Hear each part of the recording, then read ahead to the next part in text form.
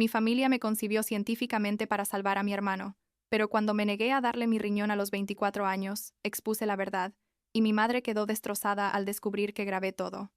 Tengo 24 años, trabajo en diseño gráfico freelance, y honestamente necesito contar esta historia porque llevo meses procesando lo que descubrí sobre mi vida, sobre por qué existo, y todavía hay días en los que me despierto pensando que todo fue una pesadilla. Pero no lo fue. La cosa es que mis padres literalmente me tuvieron para salvar a mi hermano mayor. Y cuando digo literalmente, no estoy exagerando ni siendo dramática, digo que me concibieron específicamente, científicamente, para ser su donante. Y cuando me negué a darle un riñón, hace como 8 meses, toda mi vida se desmoronó de una forma que jamás imaginé posible. Supongo que debería empezar por el principio, o al menos por lo que yo pensaba que era el principio. Crecí en un suburbio normal en las afueras de Denver, ya sabes, casa de 2 pisos, jardín con esos arbustos que nadie cuida realmente, pero que tampoco se mueren, ese tipo de lugar. Mi hermano Dominic tiene 4 años más que yo. O sea, él tiene 28 ahora, y siempre fue el centro de atención en casa. Cuando era niña lo notaba, pero no le daba mucha importancia, tipo, pensaba que era normal porque era el mayor, ¿me explico? Mis padres siempre estaban más pendientes de él, de sus calificaciones, de sus partidos de fútbol, de lo que fuera. Yo existía como en segundo plano, y mirando hacia atrás debí haberlo visto venir. Todas esas señales estaban ahí, pero yo era solo una niña tratando de que mis padres me vieran. Recuerdo que cuando tenía como 7 u 8 años, Dominic se enfermó de algo. Nunca me dijeron exactamente qué, pero estuvo en el hospital varias semanas. Mis padres básicamente vivieron ahí con él, y yo me quedé con mi tía Sharon, la hermana de mi papá. En ese momento me llevaron a hacerme unos análisis de sangre. Me dijeron que era para asegurarme de que yo estaba bien también, y siendo una niña no cuestioné nada. Años después entendería que ese fue el momento en que me usaron como donante de médula ósea para Dominic.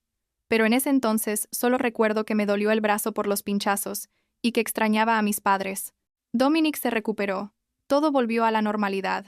Bueno, a lo que yo consideraba normal, que básicamente era que todo girara alrededor de él. Avancemos a hace como 9 meses. Yo acababa de mudarme a mi propio apartamento, uno de esos estudios pequeños pero que era mío, ya sabes, el primer lugar donde sentía que podía respirar sin que alguien me dijera qué hacer. Estaba saliendo con Michael, mi novio ahora prometido, y las cosas iban bien, o sea, mi vida finalmente empezaba a sentirse como mía. Y entonces mi mamá me llamó un martes por la tarde, lo recuerdo perfectamente porque estaba trabajando en un proyecto para un cliente, y su tono de voz me hizo saber inmediatamente que algo andaba mal. Me dijo que necesitaba ir a casa ese mismo día, que Dominic estaba enfermo otra vez y que era serio. Fui a la casa esa noche, y la atmósfera era pesadísima. Mis padres estaban en el sofá con esas caras que tienen cuando algo realmente grave está pasando. Mi papá, que normalmente es el calmado de la familia, se veía destrozado. Me senté y me dijeron que Dominic tenía enfermedad renal crónica, que sus riñones estaban fallando y que necesitaba un trasplante. Sentí que el estómago se me fue al piso. No voy a mentir, porque por más que mi hermano y yo nunca fuimos súper cercanos, tampoco quería que muriera. ¿Me explico? Pero entonces vino la parte que me dejó helada. Mi mamá, sin siquiera preguntarme, sin ni siquiera plantear la posibilidad, simplemente dijo: «Vas a donarle un riñón a tu hermano». No fue una pregunta, fue una declaración, como si estuviera diciendo: «¿Vas a cenar con nosotros el domingo o vas a usar ese suéter azul?». Yo me quedé ahí sentada tratando de procesar lo que acababa de escuchar, y lo único que pude decir fue: «Espera, ¿qué?». Y mi papá se metió a la conversación diciendo que ya habían hablado con los doctores, que yo era la mejor opción porque éramos compatibles genéticamente, obviamente, y que necesitaban que fuera a hacerme unos análisis lo antes posible para confirmar que podía donar. Yo seguía en shock, tipo, literalmente acababan de informarme que se esperaba que les diera un órgano a mi hermano, como si estuvieran pidiendo que les prestara el coche. Les dije que necesitaba pensarlo, que era una decisión importante, y que quería hablar con doctores por mi cuenta, entender los riesgos. Mi mamá me miró como si acabara de escupirle en la cara. Me dijo que no había nada que pensar, que Dominic me necesitaba y que yo era su hermana. Dominic estaba ahí sentado en silencio, mirándome con esos ojos de víctima que siempre ponía cuando quería algo, y yo sentía la presión aplastándome. Les dije que iba a investigar y que les daría una respuesta pronto. Salí de esa casa sintiendo que no podía respirar bien, como si el aire fuera demasiado espeso. Pasé las siguientes 2 semanas investigando todo lo que pude sobre donación de riñones en vida. Hablé con doctores, leí estudios, me uní a grupos de apoyo en línea de donantes, y lo que descubrí me asustó muchísimo. La cosa es que donar un riñón no es como donar sangre, o sea, es una cirugía mayor con riesgos serios. Podía tener complicaciones, podía desarrollar problemas renales yo misma en el futuro, podía tener hipertensión crónica, y lo peor de todo, desde el punto de vista práctico, es que mi seguro médico probablemente no cubriría las complicaciones a largo plazo relacionadas con la donación. Estaba mirando a la posibilidad de quedar endeudada de por vida si algo salía mal, y trabajando freelance sin un seguro corporativo robusto. Eso era una posibilidad muy real. Además, y sé que esto suena egoísta, pero no me importa, yo tenía planes para mi vida. Michael y yo habíamos empezado a hablar de matrimonio, de tener hijos eventualmente, y todos los doctores me dijeron que aunque podía tener un embarazo saludable con un solo riñón, el riesgo de complicaciones aumentaba significativamente. Tenía 24 años, toda mi vida por delante, y se me estaba pidiendo que la pusiera en riesgo sin siquiera la cortesía de preguntarme realmente si quería hacerlo. Volví a la casa de mis padres como 3 semanas después de esa primera conversación. Estaba nerviosa, las manos me sudaban, y había ensayado mentalmente lo que iba a decir como 1000 veces. Me senté frente a ellos y a Dominique en la misma sala, y les dije que no podía donar el riñón. Expliqué los riesgos, las implicaciones financieras, mis planes de vida, todo. Hablé por como 10 minutos exponiendo mis razones de la forma más calmada y lógica posible, y cuando terminé, el silencio que siguió fue aterrador. Mi mamá explotó. Empezó a gritarme que era una egoísta, que cómo podía pensar en dinero y en riesgos hipotéticos cuando mi hermano estaba literalmente muriendo. Mi papá estaba ahí sentado sacudiendo la cabeza con esa expresión de decepción que duele más que la ira. Dominic se puso a llorar, tipo lágrimas dramáticas, diciendo que no podía creer que su propia hermana lo fuera a dejar morir. La culpa que sentí en ese momento era físicamente dolorosa, como si me estuvieran apretando el pecho con una prensa. Pero me mantuve firme. Les dije que mi decisión estaba tomada y que esperaba que lo entendieran. Mi mamá, entonces, dijo algo que en ese momento no procesé completamente, pero que después me perseguiría. Dijo, con esa voz temblorosa y llena de lágrimas: «Naciste para ayudarlo, Natalie. Ese es tu propósito». Yo pensé que estaba siendo dramática, usando una metáfora rara sobre la familia y el deber o algo así. Me fui de ahí sintiéndome horrible, pero también segura de que había tomado la decisión correcta para mí. No hablé con mis padres por como una semana. Me mandaban mensajes todos los días llamándome egoísta, diciendo que Dominic se estaba poniendo peor, básicamente tratando de hacerme sentir culpable para que cambiara de opinión. Entonces, mi tía Sharon me llamó. Ella y yo siempre habíamos tenido una buena relación. Era como la tía cool que te escuchaba sin juzgarte. Me preguntó si podíamos vernos para tomar un café, y acepté porque necesitaba hablar con alguien que no me hiciera sentir como una persona horrible. Nos encontramos en una cafetería cerca de mi apartamento, y cuando llegué, ella se veía rara, tipo nerviosa y triste al mismo tiempo. Pedimos nuestros cafés y nos sentamos en una mesa al fondo, y entonces ella me dijo algo que cambió literalmente todo. Me dijo: «Natalie, necesito contarte algo sobre tu nacimiento, sobre por qué existes». Y yo me reí porque pensé que estaba siendo dramática, pero su cara era completamente seria. Me contó que cuando Dominic tenía 4 años, se enfermó gravemente. Tenía una enfermedad de la sangre que requería un trasplante, de médula ósea. Mis padres no eran compatibles, ningún familiar era compatible, y estaban desesperados. Entonces encontraron a un doctor, un especialista en fertilidad que hacía un procedimiento que en ese momento era como experimental, donde básicamente podían concebir un bebé que fuera genéticamente compatible con Dominic para ser su donante. Me quedé ahí sentada mirando a mi tía como si estuviera hablando en otro idioma. Le dije que eso no podía ser verdad, que eso sonaba a ciencia ficción o algo así, pero ella siguió hablando. Me dijo que mis padres habían pasado por fertilización in vitro, que habían creado múltiples embriones, los habían probado genéticamente, y habían seleccionado el que era una perfecta compatibilidad para Dominic. Ese embrión era yo. Fui concebida, diseñada literalmente, para salvar a mi hermano. Y entonces vino la parte que me destrozó completamente.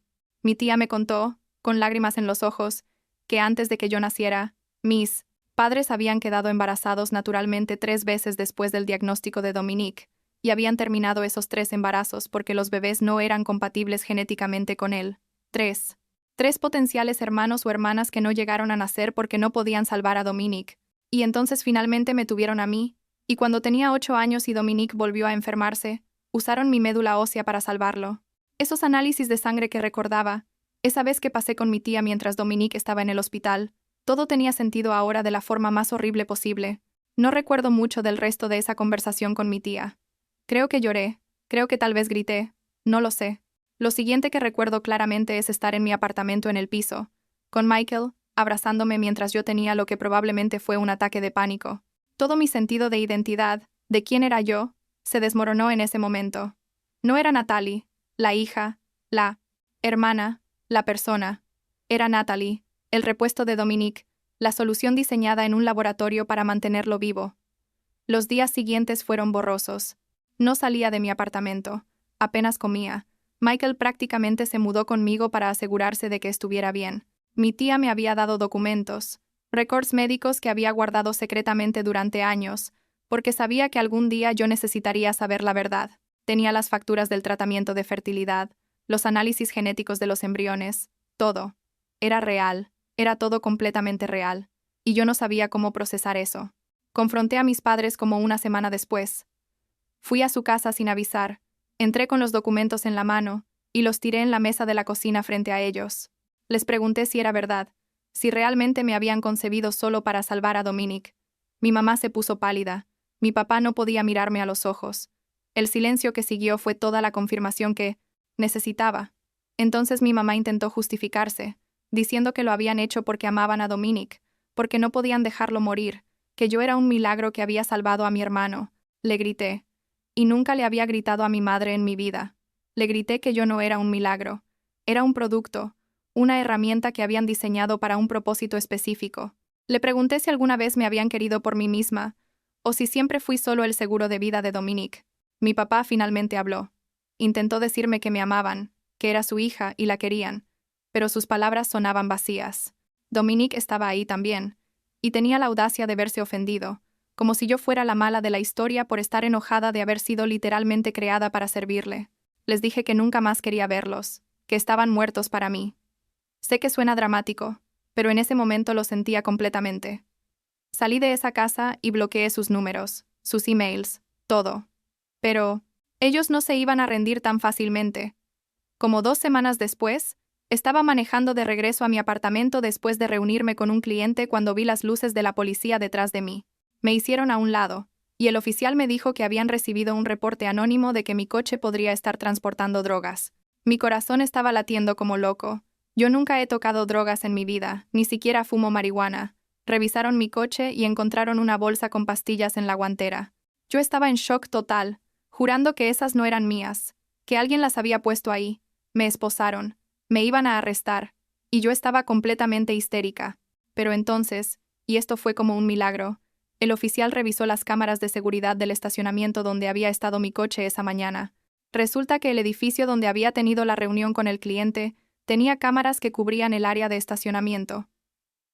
Las imágenes mostraban claramente a Dominique acercándose a mi coche, mirando alrededor para asegurarse de que nadie lo viera, y metiendo algo en la guantera. Lo tenían en video. Mi propio hermano había intentado hacer que me arrestaran, probablemente pensando que si estaba en suficiente problema, estaría desesperada y finalmente aceptaría darle el riñón, o algo así, no lo sé. Su lógica siempre fue retorcida. Arrestaron a Dominique esa misma noche. Yo presioné cargos sin dudarlo ni un segundo. Porque, ¿qué clase de persona hace eso? ¿Qué clase de hermano intenta arruinar completamente la vida de su hermana de esa forma? Mis padres fueron a la estación de policía y, ¿saben lo que hicieron? Me culparon a mí. Dijeron que yo había provocado a Dominique al negarme a ayudarlo, que estaba desesperado y que había actuado por desesperación. Mi mamá literalmente dijo que todo era mi culpa por ser tan egoísta en primer lugar. Dominique fue a juicio y lo condenaron. No a prisión por mucho tiempo. Tipo, como 18 meses creo, pero fue suficiente. Mientras tanto, mis padres empezaron una campaña completa en mi contra. Crearon una cuenta de GoFundMe para los gastos médicos de Dominique, y en la descripción básicamente pintaron una historia donde yo era la hermana malvada, que se negaba a salvar a su hermano moribundo. No mencionaron nada sobre el hecho de que me habían concebido específicamente como donante, nada sobre los 3 embarazos terminados, nada sobre la verdad real, solo que su hijo estaba muriendo, y su hija cruel se negaba a ayudar. La historia se volvió viral en nuestra comunidad. Empecé a recibir mensajes de odio de extraños. Gente me reconocía en la calle y me gritaba cosas horribles. Perdí clientes porque no querían trabajar con la chica que estaba dejando morir a su hermano. Fue una pesadilla absoluta. Michael me apoyó a través de todo. Él fue increíble, pero había días en que yo solo quería desaparecer. Entonces el Dr. Campbell entró en escena. Era el doctor, familiar de mis padres desde antes de que yo naciera. Estaba retirado para ese momento, pero había seguido la historia en las noticias locales. Me contactó a través de mi tía Sharon y me ofreció algo que cambió todo. Documentación médica completa de mi concepción y nacimiento. Resulta que él nunca estuvo de acuerdo con lo que mis padres habían hecho. Pensaba que era éticamente cuestionable y había guardado récords detallados de todo, incluyendo notas sobre los 3 embarazos terminados. Con esos documentos pude contar mi versión real de la historia. Los compartí públicamente, con periodistas, con cualquiera que quisiera escuchar. La narrativa cambió completamente. De repente yo no era la villana, mis padres lo eran. La gente empezó a entender que yo no era simplemente una hermana que se negaba a ayudar. Era un ser humano que había sido creado como un repuesto humano y que estaba ejerciendo su derecho a la autonomía corporal. El doctor que había realizado la fertilización y selección genética, que para ese momento también estaba retirado, fue investigado. Resulta que lo que había hecho en ese tiempo era cuestionable éticamente pero técnicamente legal, porque las leyes sobre diseño genético de bebés eran prácticamente inexistentes en ese momento. Pero perdió su licencia médica de todas formas por otras violaciones éticas que descubrieron durante la investigación, y aparentemente no éramos la única familia, había otros casos similares que salieron a la luz. Todo se convirtió en un escándalo enorme. Mis padres no podían manejar el cambio de narrativa. La gente que los había apoyado antes les dio la espalda. Familiares que habían estado de su lado empezaron a cuestionarlos. El GoFundMe fue reportado y eventualmente cerrado. Se volvieron parias sociales, y honestamente, no sentí ni una pizca de compasión por ellos. Pero entonces intentaron algo absolutamente despreciable. Como 6 meses después de todo esto, publicaron en redes sociales que Dominic había intentado suicidarse, que estaba en el hospital en condición crítica, y que era mi culpa por abandonarlo en su momento de necesidad. Publicaron fotos de lo que supuestamente era Dominic en una cama de hospital con tubos y todo. La publicación se volvió viral inmediatamente, y empecé a recibir otra ola de odio. Pero yo ya había aprendido a no confiar en nada de lo que decían. Llamé al hospital donde supuestamente estaba Dominic, y no había ningún registro de que hubiera sido admitido. Llamé a la prisión donde estaba cumpliendo su sentencia, y me confirmaron que estaba perfectamente bien, cumpliendo su tiempo sin problemas. Las fotos que habían publicado eran falsas, probablemente de internet o escenificadas. Habían inventado un intento de suicidio completo, para intentar manipularme y hacer que volviera. Reporté la publicación a las autoridades por hacer un reporte falso y por acoso. Mis padres fueron investigados otra vez, y en este punto ya nadie les creía nada. Los pocos familiares que todavía les hablaban finalmente cortaron contacto. Incluso algunos vecinos empezaron a evitarlos. Se habían cavado su propia tumba social, y todo porque no podían aceptar que yo era una persona con derechos propios, no solo un banco de órganos para Dominic. Hace como 4 meses, decidí mudarme completamente de Colorado. Necesitaba empezar de nuevo en un lugar donde nadie conociera mi historia, donde pudiera simplemente ser Natalie, no la chica del escándalo del bebé diseñado. Michael se vino conmigo. Él consiguió un trabajo en Seattle, y yo seguí con mi trabajo freelance que puedo hacer desde cualquier lado. Nos comprometimos el mes pasado, y estamos planeando una boda pequeña, solo con gente que realmente nos importa y que nos ha apoyado a través de todo esto. Y aquí viene la parte que me hace sentir cosas complicadas. Estoy embarazada. Como de 3 meses. Cuando me hice la prueba y salió positiva, tuve un momento de pánico total, porque lo primero que pensé fue en mis padres y en cómo me habían traído al mundo. Tenía miedo de que de alguna forma estuviera perpetuando algo, de que mi bebé sintiera lo que yo sentí. Pero entonces Michael me abrazó y me recordó que este bebé está siendo concebido con amor, sin condiciones, sin propósitos ocultos. Este bebé va a ser amado por quien es, no por lo que puede hacer o dar. He estado en terapia desde que todo esto explotó, obviamente, porque ¿cómo procesas algo así sin ayuda profesional? Mi terapeuta dice que estoy haciendo un progreso increíble, que he roto el ciclo de toxicidad de mi familia y que estoy construyendo algo nuevo y saludable.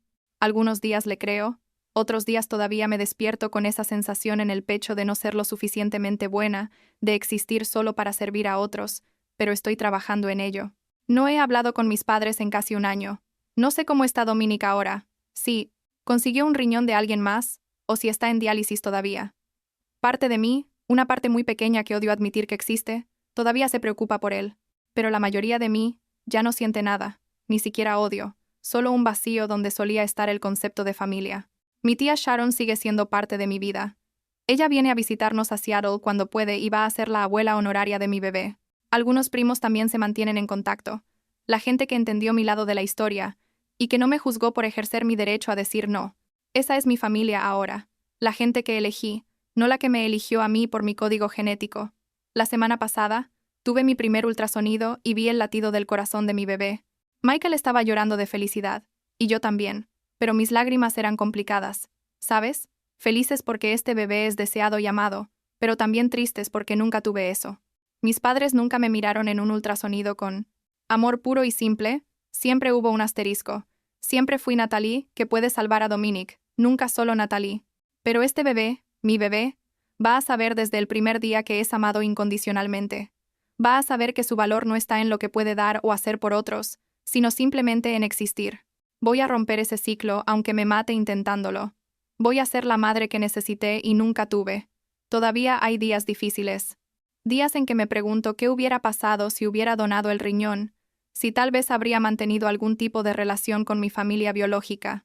Pero entonces recuerdo que una familia que solo te valora por tus órganos no es realmente una familia. Recuerdo que decir no fue salvarme a mí misma, y que eso no me hace egoísta, me hace humana. No sé si alguna vez voy a perdonar completamente a mis padres. La terapia me dice que el perdón es para mí, no para ellos. Pero honestamente todavía no llego ahí, y no sé si algún día llegaré. Lo que sí sé es que merezco más que lo que ellos me dieron. Merezco ser amada por quien soy, no por lo que puedo proporcionar. Y mi bebé va a crecer sabiendo eso desde el día 1. A veces pienso en los 3 hermanos o hermanas que nunca nacieron, los embarazos que mis padres terminaron porque esos bebés no podían salvar a Dominic. Me pregunto quiénes habrían sido, qué vidas habrían tenido. Es raro sentir dolor por gente que nunca existió, pero lo siento. Todos éramos sacrificables en el altar de mantener vivo a Dominic, y eso es algo con lo que tengo que vivir. Pero estoy construyendo una vida nueva. Una vida donde el amor no viene con condiciones imposibles. Donde mi valor no está determinado por mi compatibilidad genética. Seattle es hermoso. Nuestro apartamento tiene vista a las montañas. Michael es mi compañero en todo, y en unos meses voy a sostener a mi bebé en mis brazos y prometerle que nunca, jamás, tendrá que ganarse mi amor. Ya lo tiene. Completo incondicional, solo por existir. Eso es suficiente para mí ahora. Tiene que serlo.